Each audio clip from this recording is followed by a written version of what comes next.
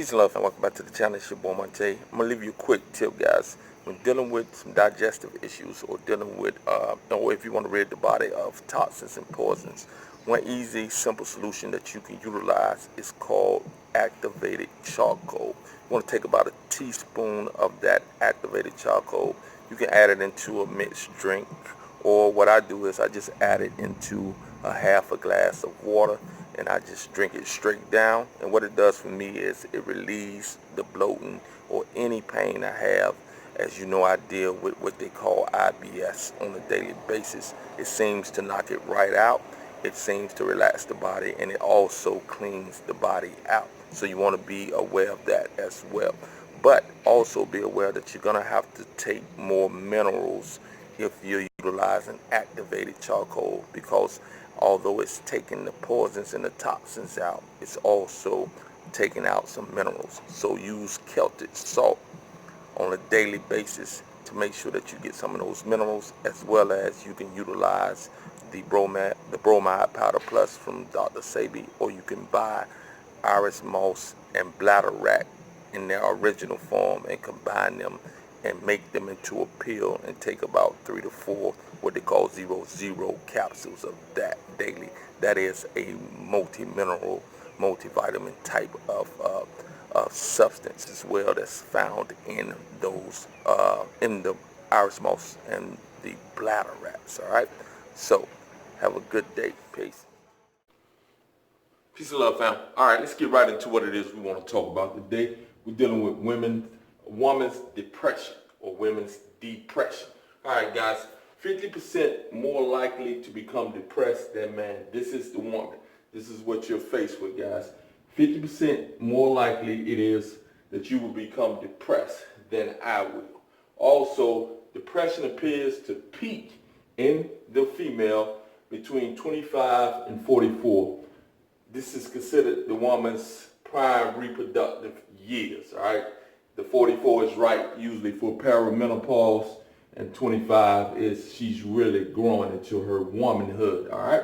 So here are a few things that leads to this this issue with depression. Hormonal imbalance, estrogen dominance is really something that you want to avoid, and it's hard to avoid in this society because we have a lot of estrogen mimicking compounds that we are exposed to.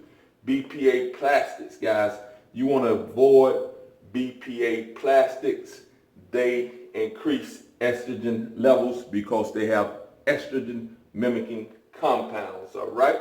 Estrogen mimicking compounds are in the food and in the water.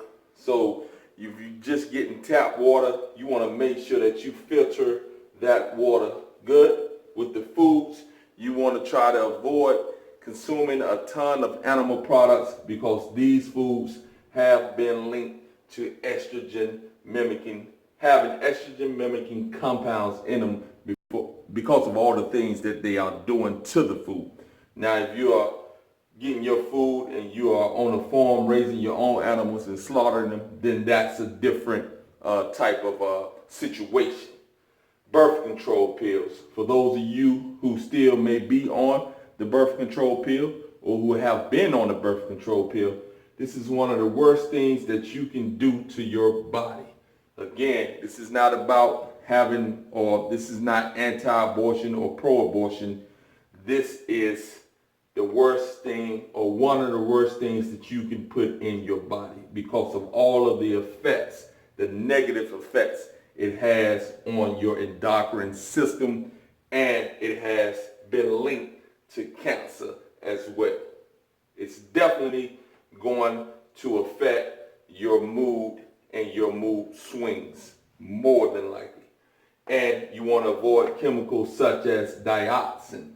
So remember that chemical right there, guys. Also, what estrogen does, guys, estrogen and progesterone have been shown to affect neurotransmitters, neuroendocrine, and circadian systems that affect mood disorders. So if you don't have a good balance of the estrogen and the progesterone, if you're dominant in estrogen, then you're going to have problem, guys, or more than likely you will have a problem dealing with mood swings. Also, people believe that the PMS is just a result of the monthly cycle. It is a result of the monthly cycle, but it's a result of the monthly cycle being out of whack, hormonally speaking, because of all the things that we are exposed to in our environment. So you must remember that, ladies. This is not a natural state for you to be up, down, and just totally angry while you're in the midst of the cycle and the cycle is on when it comes to the menstruation, all right?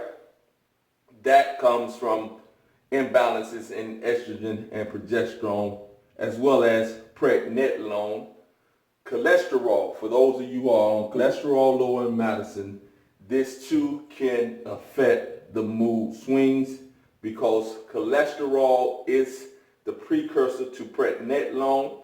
Prednisolone is the precursor to estrogen, progesterone, testosterone. Now, when prednisolone is low, then progesterone and estrogen may be low, but estrogen is going to be high because most of us are running into these things in our environment.